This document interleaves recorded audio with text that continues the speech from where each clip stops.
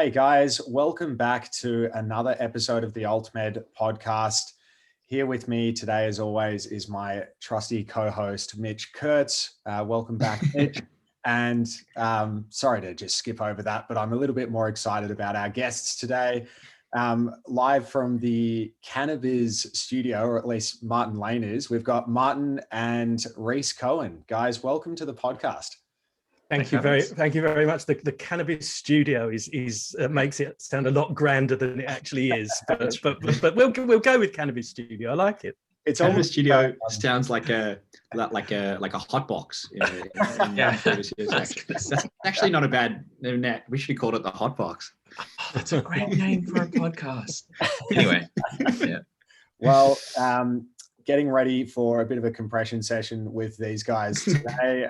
And as always, if you are enjoying the content that we put out, please hit subscribe wherever you are getting this podcast feed. Really appreciate all your support. I'm going to let you kick off, Mitch. I know you've got a few questions for the guys, so fire away. Well, there's a lot of territory to cover, but I think it's always nice to start with a little bit of introduction on our guests, and maybe we'll take it just based on the way they're sitting on my Zoom platform here. So, Martin, we would love to know a little bit about your background, what brought you to cannabis, and where you're going at the moment. Yeah, so, well, very briefly, my background is in publishing, not in the cannabis industry, but I started in travel. And then I moved into media and marketing, which were both kind of B2B kind of sort of publishing.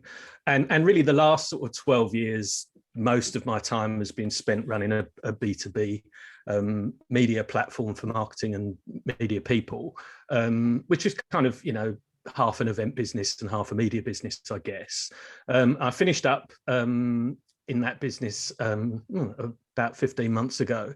And the reason I kind of was intrigued by the cannabis industry was for a couple of reasons. One was I was actually invited to go to Advertising Week in New York in 2017.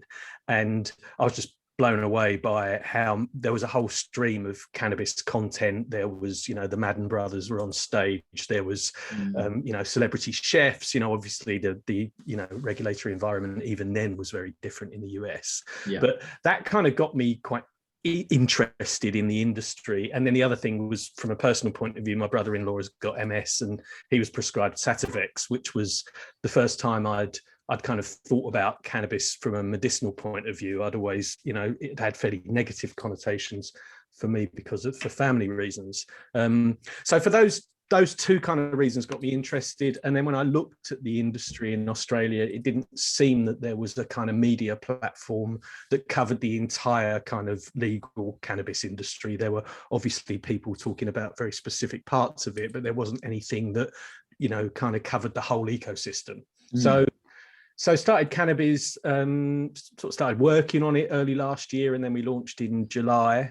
Rhys joined us shortly afterwards. And yeah, going really well, really enjoying it. Fascinating industry. I think what it reminds me a little bit of the travel industry, in the sense that, generally speaking, this is a group of people who are kind of working together for a common good. So yes, there's competitive tension, and yes, there are things people don't want to discuss, because they're commercially in confidence. But generally speaking, everyone's really kind of been welcoming and wants the industry to thrive, because that's in the best interests of ultimately the end user, the consumer, the patient.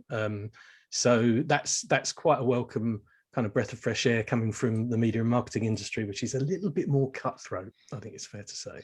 Yeah, amazing. I thought you were going to say it's similar to the travel industry, because people usually tell you about where they've been and then they wake up off the couch and they haven't actually been anywhere at all. Yeah, I tell you, the other thing it has the other thing in common very quickly it has with the cannabis with the travel industry is you've got people who from a farmer background, you've got people who are from a general business background, and then you've got other people who are just sort of passionate about cannabis, who kind of came to it through that route. And it's a similar in that sense. You got, a lot of people in the travel industry didn't ever expect to be chief executives of, publicly listed companies. They were tour reps, and, they kind of made their way up through that route. So yeah, there's a couple of similarities. Yeah, fantastic. And that leads on very well to Rhys. A little bit the background for the people who are experiencing you for the first time. Not to say that there'd be too many. It's pretty. It's not like you're shy. So please, a little introduction would be fantastic. Thanks. First of all, it's crazy to me that cannabis is not even 12 months old, Martin. That blows my mind. But people have been around the cannabis industry for a while. We talk about things in terms of cannabis years, which look like dog years, because things change so quickly. So that kind of makes sense. So yeah, hi. So I'm Rhys, and I've been doing stuff in medical cannabis in Australia for about 5 years now. So in a variety of capacities, mostly sort of as a commercial consultant, but also doing other stuff here and there. And yeah, for the last 9 months or so, I guess, I've been the editor at large at Cannabiz, and it's been lots of fun. So I have a big mouth and I get paid for it. It's kind of my thing. That's great. And where did your interest in cannabis kind of spark from?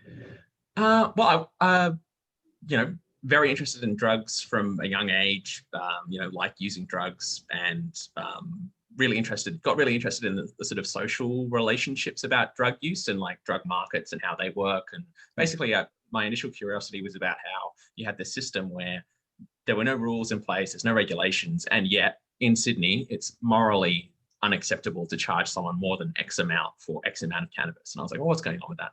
So that kind of got me into it initially. And then I had the opportunity to study it at university. So I did my honors thesis on cannabis legalization in Colorado in 2015.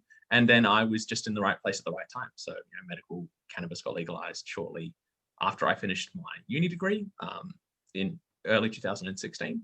So I've been, doing that kind of work ever since, I guess. Yeah. And you were involved, Rhys, with the Lambert Initiative at Sydney Uni and some of the research that's quite exciting that's coming out of there.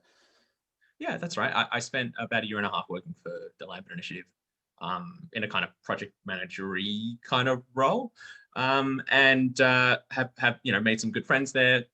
Have maintained sort of strong relationships with those people and with the organisation. So they've been an occasional client of mine, and they do terrific work. Most recently that driving paper that got published just a couple of days ago. Well, there's 2 driving papers that got one article and one paper that got published sort of within quick succession. Both sort of Lambert affiliated works. That's pretty cool stuff. It's exciting. Well, I think I haven't read that paper yet, but perhaps if I can put you guys on the spot, have you had a chance to peruse it? And I've seen it being talked about a lot on social media channels, but what were some of the sort of the key takeaways that you guys got? I can field this one, Martin. I mean, it's nothing that you haven't heard before. It's what's interesting about it is it takes a very systematic and objective approach to the current driving laws in Australia and how that relates to legally prescribed medical cannabis. And I think because of the very unemotional, objective, thorough approach of the paper, and because of the kinds of people who are involved in the production of that paper, so the lead author is someone who is employed by the Victorian Department of Health and Human Services in the Office of Medicinal Cannabis at Daniel Perkins. So these aren't uninformed or these aren't external actors. These are people within the bureaucracy who are taking a hard-nosed, objective look at the driving laws and conclude that there's no reason to treat medicinal cannabis differently to any other legally prescribed medicine that we know can impair driving ability. So I think that was the main takeaway from that paper for me. No, excellent. Yeah, it's a funny one. Do you know what? I was thinking about this before we came on air, just in the context of Kate Fairman and the story that we ran last week about all the drug tests that were conducted during Mardi Gras last month. I think this is notwithstanding what you've said, that yes, a very sober, kind of intellectual, rigorous kind of research paper is useful. I think this is a really tough one, the whole Drive Change campaign, because of the kind of PR kind of challenge that it has with government and with the wider public. So I think some of the things that, we've talked about this a lot before, about the stories that you can tell, especially around medicinal cannabis. You talk about parents of children with epilepsy, you talk about people who, are using cannabis for their nausea associated with chemotherapy. Those are kind of really powerful stories that resonate with a wider public. I think the problem with driving is people just think, well, you shouldn't drive while you're high, or you shouldn't drive while you're impaired, or you can't drive if you're on certain medication that makes you drowsy. And I hear so many kind of that shorthand of, this is just unacceptable. You can't drink drive. There's all that, and I just wonder whether the government, not, as I say, notwithstanding all of the really good research that's being done, just won't have the kind of political will to do anything about it. And sorry, and just before I stop that little rant, I actually saw earlier this week, there's actually ads at the moment running on TV that the New South Wales government is obviously paying for, warning people about the danger of being stopped for drug driving. Really? So they're actually putting real dollars into a real campaign on the telly right now. Right.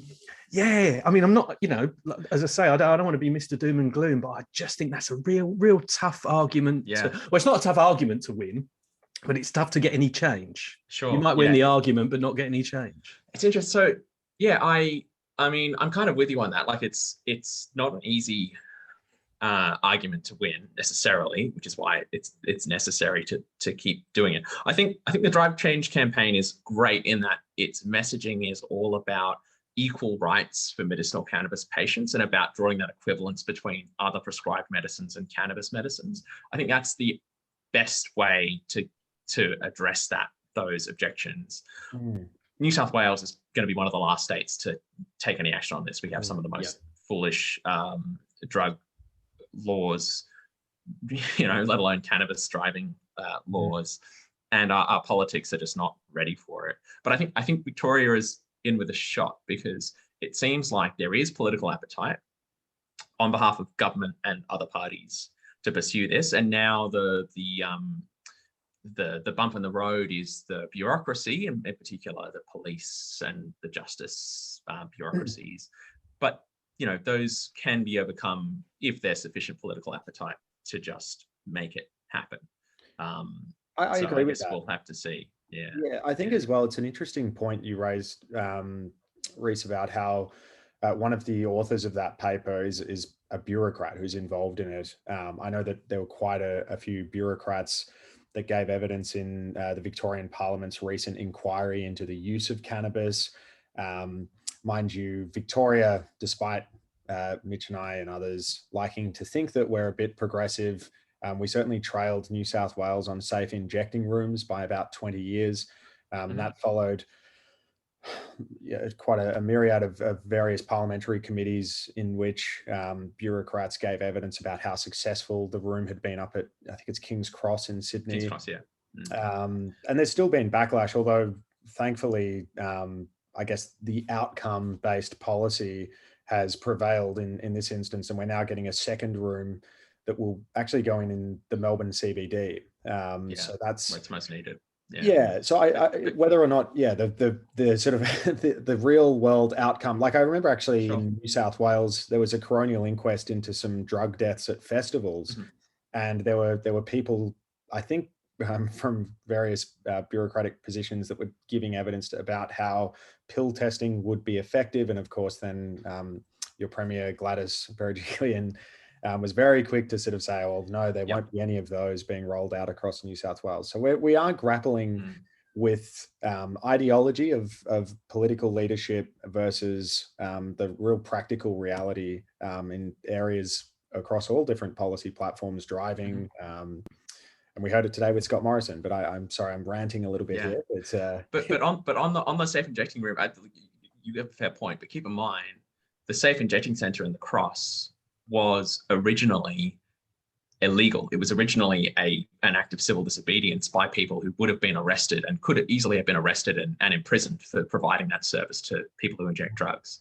And it was only the overwhelming, obvious, immediate positive impact of that center on overdose deaths in the Cross at the time that sort of held back the government from putting their foot down. And then eventually, after a few years, they sort of went, yeah, okay, you can have one. You can have one in the whole state, but that's your lot. And that got enshrined in legislation, you know. So that's why we've still only got one after however many decades, 20 years or whatever it is. But yeah, drug policies are tricky, right? You know, and they come in fits and starts. So and I think also I'm just thinking on the driving. I mean, we've had ads in Victoria from Victoria Police saying, if you drink then drive, you're a bloody idiot. But if you drive on drugs, you're out of your mind. I can't really work it out, because I think if you drive on drugs to an extent that you are impaired, I would also regard you as a bloody idiot. And equally, I would think somebody who is drunk, is out of their mind. But yeah, we have there's different ways that Victoria Police like to treat people who take any kinds of substances. And I agree with you, Rhys. I think that the only way that this campaign will be won is by giving, or through the messaging of giving equal rights to all people who are taking different kinds of medicines. Yeah, but if you drink to 0.04 blood alcohol level and then drive, you're not a bloody idiot, actually. No. So there's the argument. Yeah. And I think that's what it's about. It's about moving towards a model where we have that same kind of threshold in place for THC. Obviously, if your blood THC content exceeds, well, I don't know what the threshold, maybe Rhys would be better equipped to say, but a certain level, there would be a cause for concern. But certainly at the lower end, where we're seeing people who have, say, a broad spectrum product that's got trace amounts of THC, they certainly don't deserve to be treated in the same manner as somebody who's got a DUI. They're not bloody idiots, are they? Definitely not bloody idiots. You'd be hard pressed to say they're bloody idiots.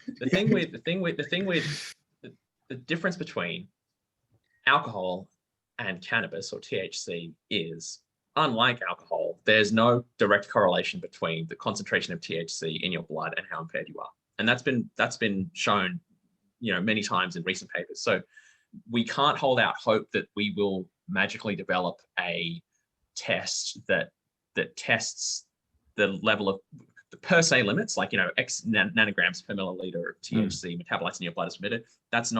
I don't think that's solving anything. I don't think that's what we should be working towards. Basically, we have two options. Well, few options. Maintain the status quo, reform the laws to exempt prescription medicinal cannabis patients if they're not otherwise suspected to be impaired,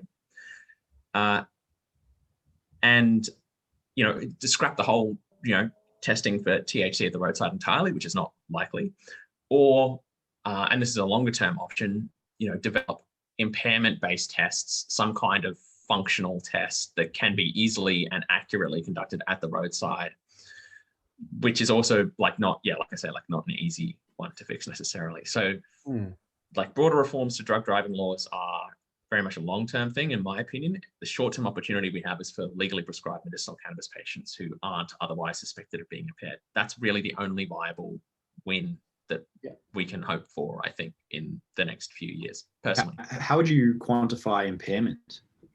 Well, so if someone is stopped because they're weaving and they do a swab test, oh, you have the presence of THC, you're done, right? But that's not how the vast majority of people get done for THC in their system while they're driving. The vast majority of people get stopped randomly at the roadside. So you're being stopped randomly at the roadside. It's not because you're obviously driving while impaired. You've been randomly selected and you happen to have THC in your system. So if you then happen to have a medical prescription and the cops have no other reason to suspect that you're driving dangerously, they should treat it like any other prescription medicine and say, on your way, no worries.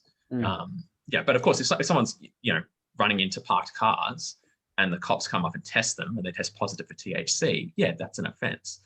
You shouldn't be doing that, and that's fine. You can maintain that while allowing legally prescribed patients to not be stopped randomly and prosecuted. So what happens if you run into the back of somebody's car and they test you and you've got codeine in your system?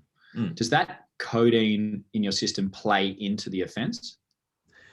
My understanding is that, and I'm not a lawyer, if you can demonstrate that you were taking your medicine as recommended to you by a doctor and that you did not feel you were impaired at the time, then you have a very good chance of not copping a charge. I don't know if it's a perfect defense or anything like that. Yeah. I think it comes back to that point I was making at the beginning, and I should just clarify. I didn't intend any criticism of Drive Change. I think they're doing an amazing job. It was more about how do you create the political will for change, and I think you're right, Rhys. It is baby steps, and it's those kind of wins that are going to get us to the end result. Because the problem at the moment is I just can't see. Politicians are deeply cynical people who ultimately are interested in your vote first, and if there's votes in it, then they're more likely to take notice. And I just don't know if there's enough votes in this. I was interested in what you said about, if you're randomly stopped. So the 1,500 people who got randomly stopped in Nimbin or around Nimbin for Mardi Gras, how random was that? I mean, the amount of money that gets spent on this is just infuriating, really. Especially as I say, when I saw that ad campaign, I thought, that this is. This is not just indifference. This is proactively actually, going out and spending money on enforcing the law and telling people that the law's there. So I just think it's a tough gig, that one. But on the flip side, wouldn't you expect that the tax revenue generated by cannabis would be something of an incentive to the politicians, to governments, in terms of, especially when you're considering the kinds of debts we're incurring now with all these lockdowns coming live to you straight from Melbourne here. But these types of things, you could see cannabis as a pathway to help relieve some of those financial burdens, for example. I've never felt, sorry, I'll let you please go on this. No. I've never felt that argument really flies politically. And it feels to me like it's probably an issue where, cannabis generally is an issue where politicians follow, not lead. So if you look at, even countries like the US and states in the US, it's when public opinion becomes, unarguable, that's the point where you get change. I don't think, with the exception of people who don't actually have political power, politicians without political power, I just don't think I don't think that flies. I mean, tobacco, though, for example. Yeah, but tobacco is different, I think, because it's different for a whole number of reasons, right? Yeah. I think the excise taxes the taxes on tobacco are a huge money raiser for the government, which definitely makes it more attractive to pursue that policy to reduce smoking rates, because you get this huge cash bonus at the end of it also. But they are deliberately designing those policies in such a way as to discourage, as much as they can, tobacco use. So it's not as if they are expanding access to a consumer good so that they can generate more profit from it. I think it's an accidental, opportunistic benefit that means they lean more heavily on the tax lever than the other levers they might be pulling, that they also are pulling to reduce tobacco consumption rates. So, the money they make from taxing tobacco can't offset the amount of money that needs to be spent on public health to deal with the health outcomes of tobacco use. Absolutely. But I'm kind of with Martin on this. I think although obviously legalizing cannabis for recreational use would produce significant economic benefits in a whole number of ways, including taxes, but also real estate and employment and that kind of thing. I don't think that's the argument, or even the top sort of three arguments that we should be making about why we should legalize recreational cannabis. Because there's plenty of other things we could be doing, like not investing in building new coal-fired power stations. There's plenty of other examples where governments spend immensely more amounts of money on policies that are obviously bad for society, because of political, moral, or social reasons. And cannabis is a drug. Drug policies are especially emotionally charged. So I think we need to deal with how people think and feel about drugs, and I think more than convince them that it's profitable to legalize them personally. Yeah, I think as well, cutting through, I agree with both of you. And I think, Martin, you're right. The political will needs to be there. And we're just constantly seeing that despite the fact that some 5 years ago now, since Australia first legalized medicinal cannabis, we still have, I mean, the PM's, Scott Morrison came out today and said, had a message for all recreational drug users in Australia, saying that there's nothing social about illicit drug use in this country, and that it fuels organized crime and fuels human misery. I can think of other things that fuel human misery, such as offshore detention of children. But I think more to the point, I mean, that must be seen by him to be a vote winner.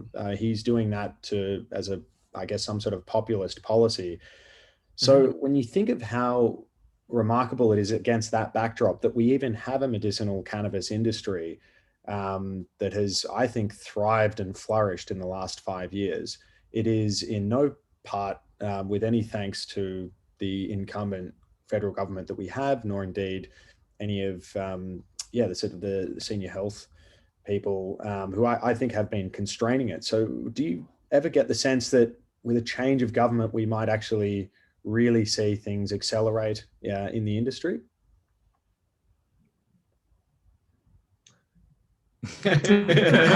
Rhys had his thinking face on, so I was waiting for the pearl of wisdom. I'll just come back to my previous point, is that, you know, and pardon the pun, I just think is how much political capital are you willing to burn through for something?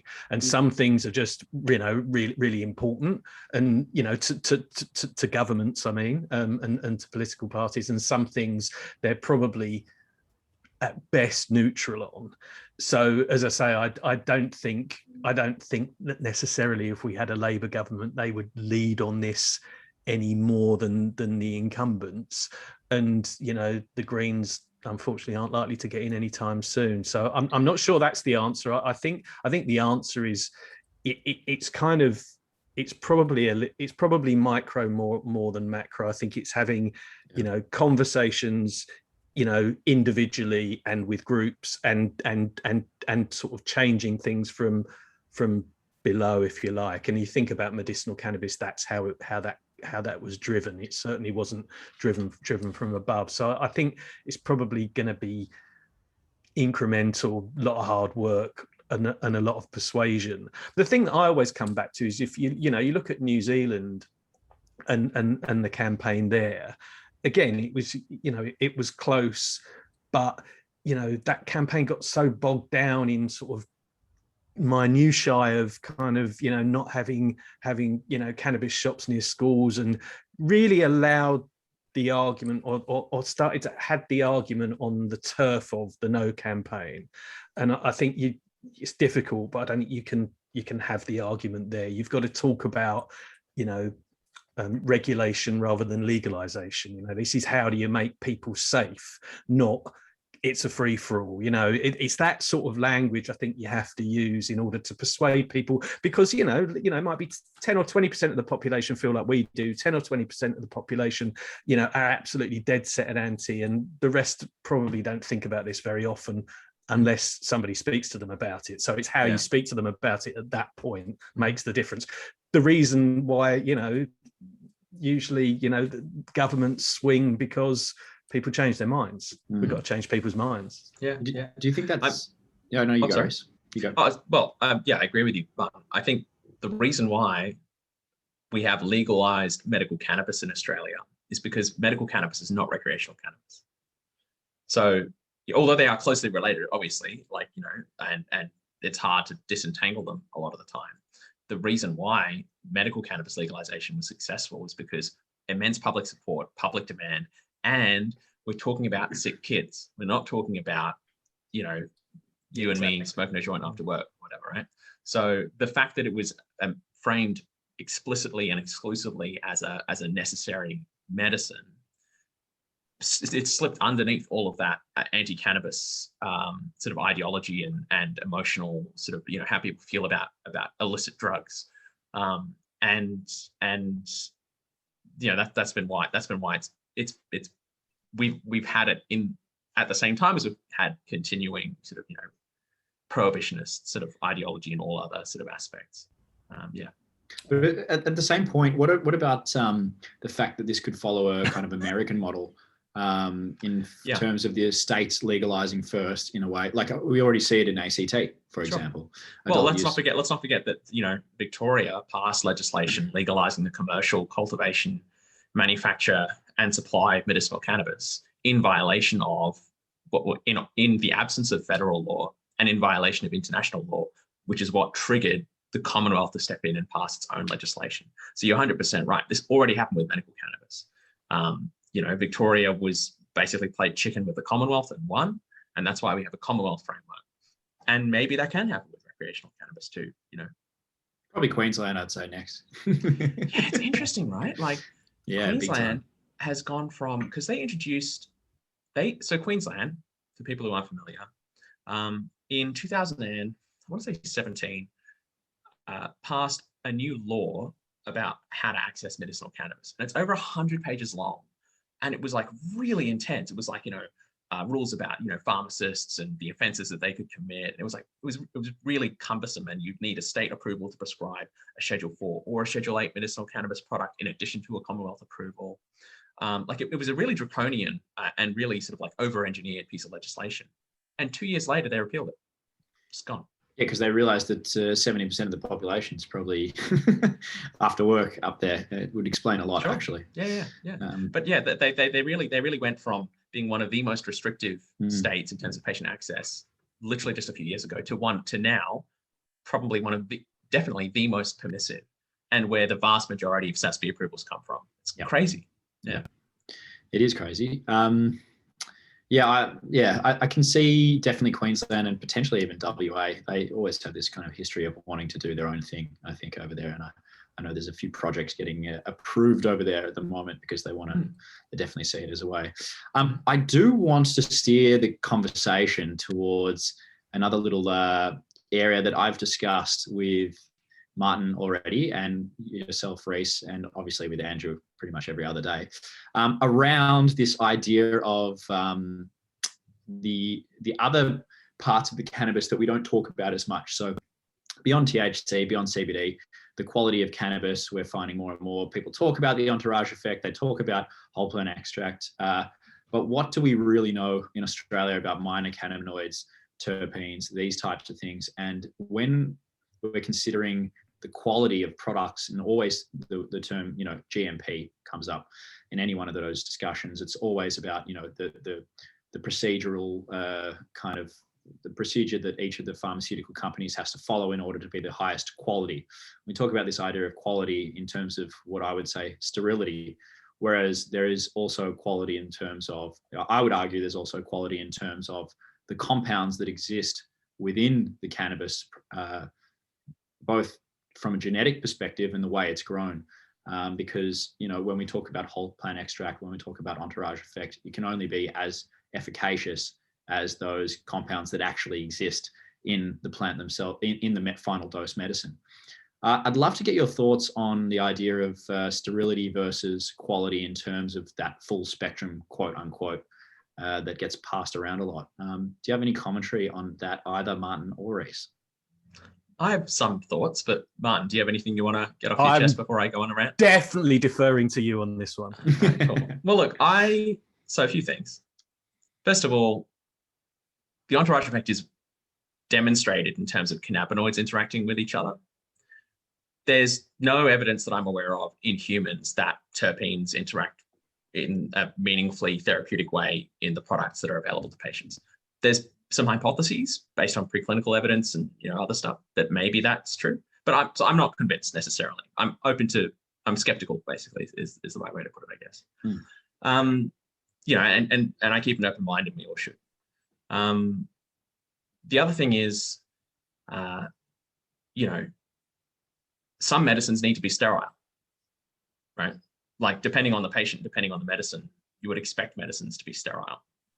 So I'm not against the idea of sterility in terms of the absence of, certain levels of microbes or bacteria or whatever, because that may be necessary depending on what we're talking about.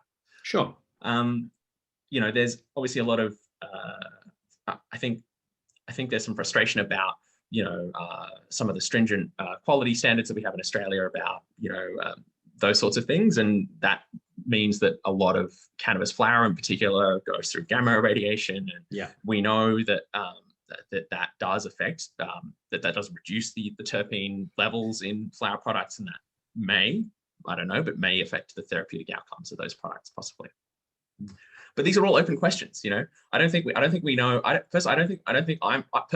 not certain enough about whether terpenes are therapeutic in that way, and I'm not certain about whether the quality standard requirements we have in Australia are too much. I'm not informed enough. I'm not a scientist, right? Yeah. So I don't know. I understand why people are concerned about that stuff, and why some people would be frustrated by it. But I think these are all like very legitimate questions that we should be trying to answer through research and evidence. That's just my sort of feelings on the matter, I guess. Yeah, I guess assuming that you're, and based off the opening statements, that you are a cannabis enthusiast, how would you describe the experience, with different batches you might have come across over your years? The fact is that we do have, you can say, well, that was a really shit batch of weed that I got, or wow, that was the most amazing. And we differentiate it. We have High Times Cannabis Cup in America, for example, to praise the best products that are, or flowers that are out there, or whatever's available on the market. And you'd imagine that that's not just all about the high. You'd have to say that would actually have therapeutic. I would draw the conclusion that would have a therapeutic side to it beyond just the high that people are experiencing when they smoke. It's entirely possible. I mean, look, the thing is, humans are very good at experiencing things, at causing ourselves to experience things, right? So, because as consumers of cannabis, all we get is what it looks like and what it smells like. We, of course, would naturally assume that there is a correlation between the effect of consuming a product and what it looks like and smells like. It's a perfectly reasonable assumption to draw, but it's not necessarily true that those things are causally related. They very well could be. In fact, they probably are, but we don't really know that that's the case. Sure. So given that is, given that supposition, before we, in my opinion, like if we're talking about, what level of microbial limits should be permitted for medicinal cannabis flower in Australia, and if the argument is it's more therapeutic if we allow products to be made in this way, which is different to the way we're currently making that product, that needs to be supported by some kind of evidence. Absolutely. About the fact that is actually more therapeutic, and we don't have that evidence yet. And once again, I don't know what the answer is. I don't know what the correct response to that is necessarily. And I think we should be talking about it, and we should be investigating these things. But I think the jury's still out, personally. I think there is emerging evidence to suggest that the entourage effect is definitely at play, and there's an overwhelming amount of anecdotal evidence that would suggest that that's the case. Whereas you've got people using maybe 100, 150 milligrams per mil type CBD isolate products, and then they try a broad or full spectrum product that is CBD dominant at a lower ratio that works for them better. Oh, please don't get me wrong. No, I'm much more convinced that cannabinoids interact with each other in ways that are synergistic, right? But terpenes are volatile chemicals. If you ingest terpenes, there's no possibility of any therapeutic effect, basically, is my understanding of the science anyway. If you inhale them, maybe there's more of an opportunity for a therapeutic effect. Like, so in an oil product, for example, having a full spectrum oil extract, that makes sense to me. Multiple cannabinoids interacting synergistically, sure. I could very easily believe that produces a more therapeutic effect than an isolate. Although I've spoken with many patients and doctors who swear by the isolate product that they're using. So of course it's right. Sure. Sure. But if we're talking about ingesting oil, according to secondhand information that I've heard from people I trust, terpenes don't really enter into it. So you're saying not an expert. Yeah. Yeah, but in terms of inhaling, that could be a distillate that you or a vape type product that could be that makes more that seems more likely to be relevant to have terpenes. But once again, we don't know for sure if they are medically relevant. Understandable. I think my question comes from if we're sacrificing that efficacy in that full spectrum, assuming that the terpenes do play a role as well as the minor cannabinoids. If we're sacrificing that efficacy in the pursuit of sterility only, then I think that is something that I would be not concerned about, but I see it as a missed opportunity. Yeah. Well, the real, I mean, for me, sorry, Andrew, one quick. For me, like I'm with you, but from a different angle, maybe. Like, sure, producing products to a sterile level, for example, producing isolate products is much more expensive than producing a full plant extract product. So whether or not it's more therapeutic, because that's a really difficult question to answer confidently, we know it's much more expensive.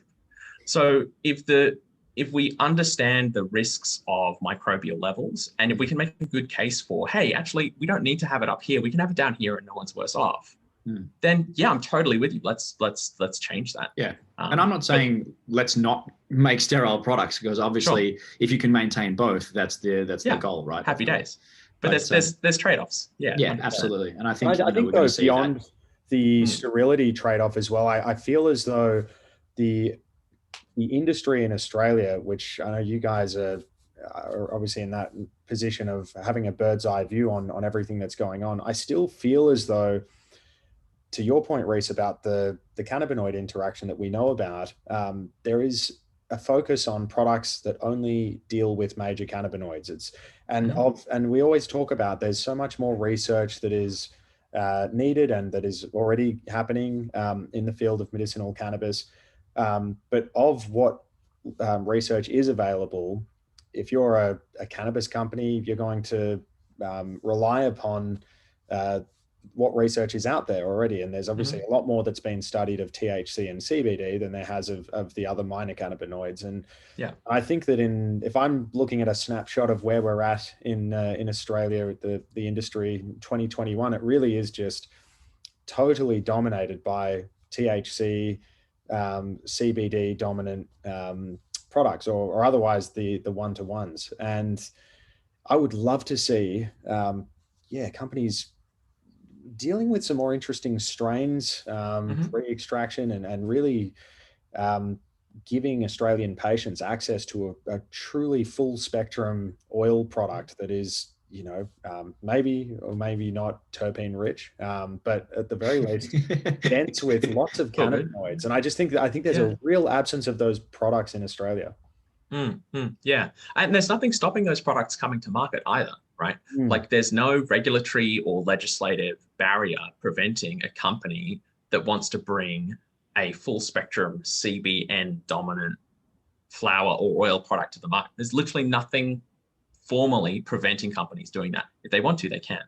And I think that'll come in time, right? Like how many people in your life, I mean, that's a bad example possibly, because we're cannabis people, right? We talk about this stuff all the time, so it seems obvious to us, and it seems like things are moving slower than they should be.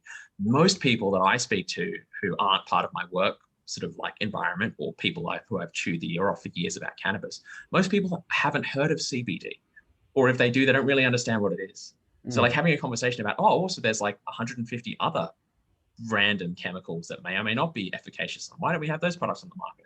It's like big learning curve. It's a big learning curve, right? And especially for doctors, they're just getting their heads around THC and CBD and ratios. Different ratios, maybe they're just being introduced to the concept of like a full spectrum versus an isolate product. It'll be a while before they're ready to have a conversation about, CBGA or other, cannabinoids that they haven't come across yet. Yeah. And just thinking about it from a wider, just how industries evolve kind of point of view, whether it's cannabis or any other industry, what you see typically is a bunch of people who kind of, get involved early on. They're the early adopters. They go for the quick wins. They take a lot of risk, but they're looking to get a return on their investment. And then a little bit like we are now. People suddenly go, oh, you know, it's a bit of a commodity. You know, where's the innovation? And then you get the next wave of companies that come along and actually start to innovate and start to try and be different, because they can't play a volume game with the big end of town. So I think we have to always remember how young this industry actually is, and look at what happens elsewhere, and you think that will come, but it's probably a bit early, I would suggest. It is. Well, it's probably timely to ask you guys actually about your industry observations, given that you do sit at the helm of the leading industry publication. So what are some trends? Have you got any juicy bits for Mitch and I to ponder? Rhys, do you want to take first swing at that? Sure. I should say there's I'd like to think that there's not much that Mitch and I miss, but the reality is there's probably plenty. So I just thought we'd get a scoop. Yeah. Well, we've recently gotten access to a more detailed than usual data set about SASB approvals in Australia that has allowed us to generate some really interesting insights about recent trends in who's getting access to what products. So we'll be sort of rolling that content out over the next few weeks, and it'll be interesting to see sort of people's responses to it. I don't mean to be too cagey, but I haven't even written the story that's meant to tease the content that we haven't released yet. So sorry about that. No. But so all I can say is, the demographics of patient access in Australia are changing significantly and rapidly. And we need to start paying attention to that, and that'll be explained in a few weeks' time when we release the data. And but there's so much going on, like there's any day now we're expecting the government report on import quality standards and compounding. We've got the driving law reform stuff that's sort of boiling away in Victoria and around the country. We've got the Greens introducing Senate legislation in New South Wales about recreational legalization. There's never a dull moment. But I think, sorry, go on. I was just thinking as well, I think one story that really shook things up recently was the CDA Express. I heard a myriad of different views, and I'm not trying to court controversy in raising it, but I just, it was interesting seeing that, on the one hand, patient access improved. I see the argument, but then on the other hand, was the level of diligence by the doctors adequate? And I know that resulted in a tension between that company and the industry association, from which they're now, I think, not a member. But yeah, it really just every month on month, there is never a dull moment. So never a dull moment. Well, it's funny you say that. Actually, the point I was going to make was, number one, we're not short of stories ever. And number two, that I think as an industry, it's probably a bit fragmented from a kind of PR and lobbying perspective.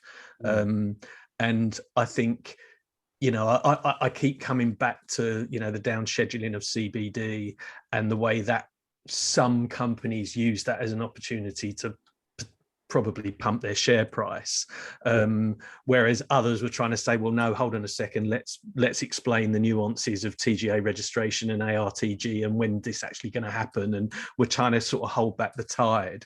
And I think at some point the industry sort of perhaps needs to kind of have a serious conversation with itself about how it wants to represent itself to the public and to politicians and to the media, because it feels a little bit fragmented. It feels like not everybody, but people are trying for their own company advantage. And that's probably not helping some of those kind of conversations around, professionalism and it doesn't feel patient first when you read some flimsy ASX announcement that says something like, Company A has begun discussions with Company B about a proposed in principle offtake agreement, where there's absolutely no substance, legally or otherwise, that announcement. And it's I think it does generate, I mean, there's an argument to say, well, companies in all sectors that publicly listed are engaging in that kind of puffery, but it's I always just roll the eyes when I read that sort of stuff.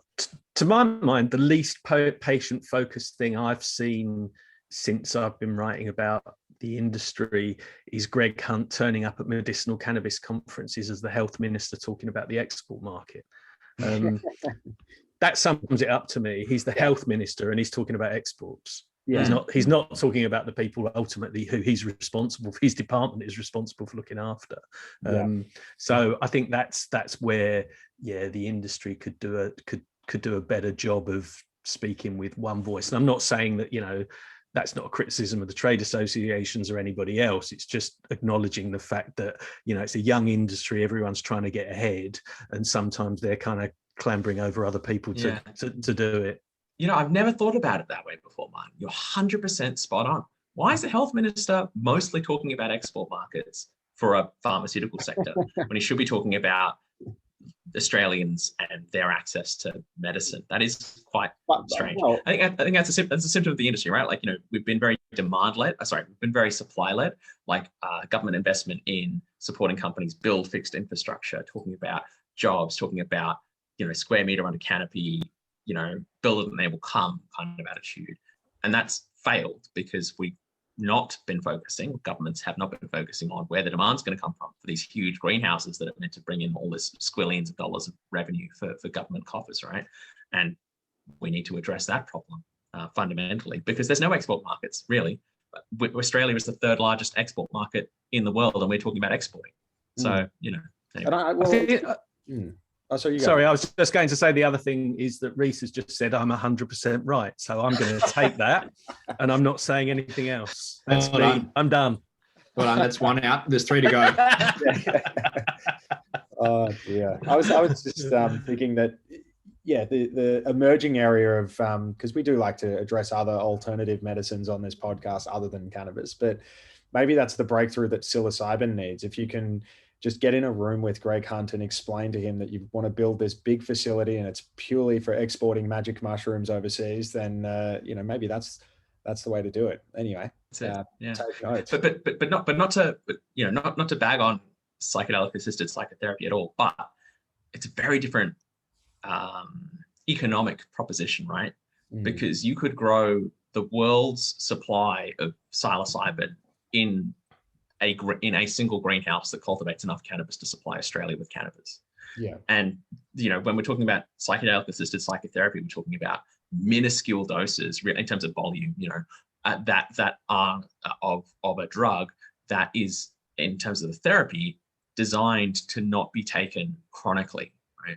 Like, it's a few interventions and then you have an improvement and you go away and you live your life, But cannabis is like, a medicine that you take all the time, so the economic opportunity for that is like very different. It's limited. And of course, all the infrastructure, in the personnel required for that type of clinical, but no, so we know about then that there's some juicy data that will be coming out, which tells us about changes in the trends of, does it tell us about, I think you might have touched on this, but maybe the different types of products that we're seeing people move towards. I did see that flower continues to surge as a preferred cannabis product over oil. It's that Queensland push. It's all part of the milieu, I will just say, and I don't want to embarrass you, Rhys, but Rhys was so excited about this data that he actually sent me a Slack message on a Saturday afternoon and said, "Let me show you. Can I talk you through this data?" And we went through it, and he was still in his dressing gown at 3:00 in the afternoon. He was so excited he hadn't even got dressed. It is exciting. Well, not getting dressed is commonplace here in Melbourne during this lockdown. But in saying that, I'm kind of curious. Where is this data? Was this obtained under FOI from the TGA, or is this? Yes. Yeah. Okay. Yeah. That's the only way to get SASB data. But the trick isn't in getting SASB data. The trick is in coding it and Pivot table. laboriously, God, spending literally a day or two working with Excel sheets that are so big you can't open them in Excel and solving that problem. So good luck. So what do you use? Yeah, well, good question. That's a trade secret. Awesome. Well, I'm eagerly awaiting your analyses on those, but I'm definitely going to go look at that little portal a bit later. Yeah, definitely. Go for your life. You're more than welcome. Yeah, thank you. I guess we're kind of coming towards the end, but I do know there was one little topic that Martin, I think, also expressed he might be interested in chatting about, and we are more than happy to chat about it. We love chatting about maybe the opioid crisis, cannabis, that crossover space where we've had actually people coming out recently on Twitter. I know, Andrew, you had a little bit of a to and fro with one specific anesthetist coming out and talking about the difference, or maybe cannabis not being effective at all. Which is very silly. You should never get on the bad side of an anesthetist, especially not one who's wheeling you into to an operating theatre. But no, this is somebody who is the head of the ANZ College of Anaesthetists. And we just actually had a very rigorous exchange of ideas on Twitter. And it was in relation to a piece that Professor Vag, is his name, had written in The Guardian about how his organization was not recommending that its members prescribe cannabis as a medicine for treating pain. And obviously there is just an enormous amount of anecdotal evidence which suggests that it can provide significant relief for some people. So I found that piece interesting. I think I recall a tweet or two from you, Rhys. I'm not sure. Did you get involved in my my thread with Professor Vag? I mean, I've engaged with Professor Vag on Twitter before. I'm not sure we were part of the same thread, but yeah, I mean, like, you know, I have perversely, and I don't usually have sympathy for people who I disagree with, but I kind of have a bit of sympathy for Vag, and I'll tell you why. Because like the best evidence that we have about treating long-term chronic pain recommends that people should be treated holistically. It's treated in terms of their biological requirements, their psychological requirements, and their social requirements. And the evidence suggests that treating those things holistically achieves the best outcome for patients. And the way that that's best coordinated is through specialist pain management clinics, and where people can come in and be seen by a team of doctors who understand these things, and and that tends to produce the best outcomes for people on average over time. So I get, like, Dr. Vag, like, saying, hey, let's not pay attention to cannabis because we know what the evidence is in. Well, the current evidence we have shows that this treatment is actually working for people, and that's not funded well enough at the moment. So I can understand the sort of defensiveness of people when they know that they've got their mindset on this is the solution to people's chronic pain problems. And there's so much noise. You can imagine, right, working in pain management as a doctor, the number of times a day you would hear the word cannabis. It would drive you up the wall if you weren't already into cannabis and you had your mindset on what you currently understand is the best treatment for chronic pain.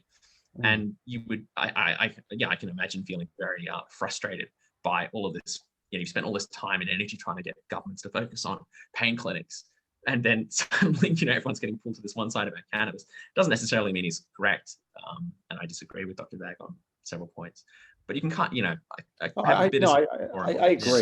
think as well. I don't.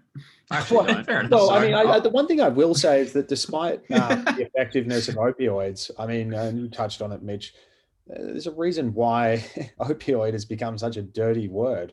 I mean, just the sheer number of adverse events, fatalities. I mean, I've spoken about it on this podcast, but being prescribed endone following some surgery I had earlier this year, it was just horrible. And I could not be more excited to be sort of weaning off it over the course of a week post-surgery. So I do, yes, I have sympathy for all those reasons, but I just cannot understand why pain medicine specialists wouldn't at least be open-minded to something else which doesn't create a dependency, constipation, in some cases, shallow breathing when people are taking, those respiratory effects that it can have in chronic use. So it was an interesting piece, but I just don't get why, as you said, Rhys, if you're sitting there and you're prescribing opiates or whatever, you're in the pain clinic, you're prescribing, and then people are saying, cannabis, cannabis, cannabis, and why that would make you upset. For me, I would say, it would spark my interest. I would want to, sure. And I know he says his argument is that the research isn't out there, but clearly we now have a couple of products that have been approved, Epidiolex, Sativex, for example, that there is evidence to suggest that this product works, albeit that they weren't for pain. It's not a fantasy. Yeah, it's not a fantasy. It's not snake oil. So I get where you're coming from. I guess I'm not, once again, I'm not a clinician. I don't know how these things work, right? But no one should be prescribing, and no doctor is recommended by the Australian government to prescribe opioids to manage long-term chronic non-cancer pain. It's not indicated. And I don't think it's a binary choice between wanting to prescribe opiates and wanting to prescribe cannabis. I suspect, and I don't know this for sure, but I suspect the pain management field is trying to move away from prescription medicines in general, because no prescription medicines have really been any good for managing chronic pain for all of human history. And what is more effective seems to be, cognitive behavioral therapy, counseling, social integration, physiotherapy, those other kinds of therapies. So personally though, if I was in that scenario and you had a prescription medicine that had a very good risk profile like cannabis does, that has very few side effects like cannabis does, that may work for chronic pain, you would give it a go. I would give it a go. But, of course I would say that because I'm a cannabis person, not a... I was just going to say, I think I'd make 2 points here, and it comes back to that thing about, the industry's full of passionate people who, see what good this can do for patients and society and the economy and everything else. Most people don't think like that.